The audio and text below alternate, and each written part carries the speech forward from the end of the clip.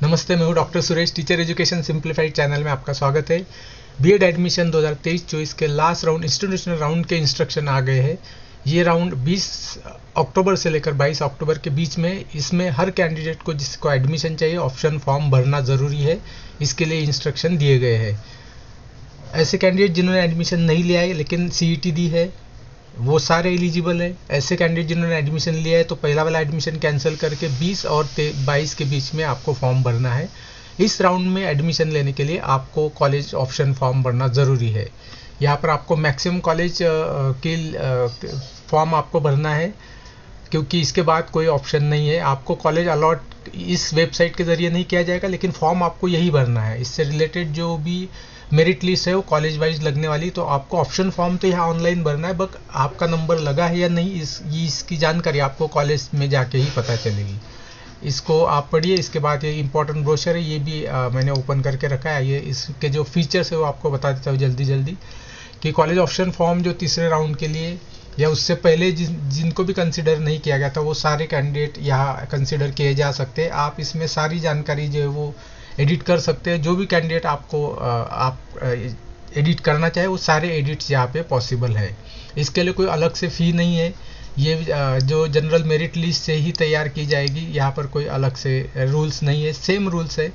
ये यहाँ पर लिखा गया है। आपको कॉलेजेस को एक मैंडेटरी कहा गया है कि जिन कैंडिडेट का नाम आया है उनके लिस्ट में उनको इन्फॉर्म किया जाए, क्योंकि कोई कॉमन लिस्ट यहाँ पर इस वेबसाइट पर नहीं आने वाली। कॉलेज को ही ये लिस्ट जनरेट करनी है मेरिट के हिसाब से। और ये इंस्ट्रक्शन कॉलेज के लिए है, इसमें से आप ये पूरा पढ़ लीजिए।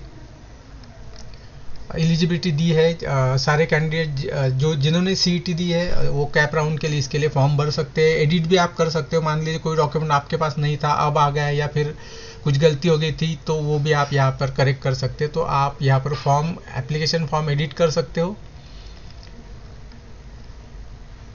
मैक्सिमम आपको ज़्यादा से ज़्यादा कॉलेज देने, क्योंकि आपको यहाँ पे पूरा ट्राई करना है, पूरी कोशिश करनी है। इसके बाद कोई एडमिशन राउंड नहीं, तो सारे कॉलेजेस में आपका नाम दे के रखिए। कहीं पे आपका कंफर्म में आएगा, कहीं पे वेटिंग में आएगा, लेकिन हर कॉलेज के लिस्ट में आपका नाम कहीं न कहीं आएगा।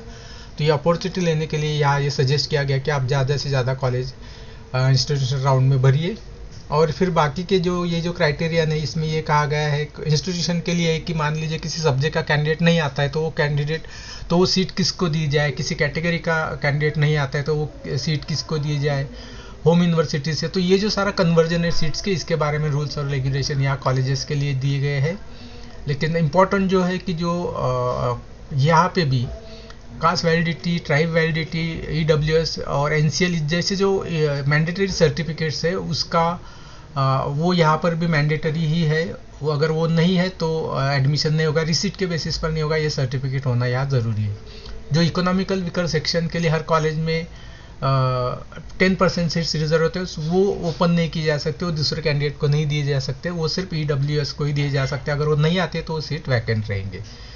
ये सारी इंस्ट्रक्शन यहाँ पे दी गई, आप ज़रूर पढ़िए। और 20 से लेकर 22 तारीख के बीच में आपको ये कॉलेज के मैक्सिमम प्रेफरेंस फॉर्म आप ज़रूर भरिए। इसी वेबसाइट पे जहाँ पे आपने भरा था आप यहीं पर आप भर सकते हो। और आपको यहाँ पर नहीं पता चलेगा कौन सा कॉलेज मिला है, आपको कॉलेज में जाकर ये पता करना होगा कि आपका उस कॉलेज की लिस्ट में नाम कंफर्म में है या वेटिंग में है। वीडियो को पूरा देखने के लिए मेरी तरफ से बहुत बहुत शुक्रिया।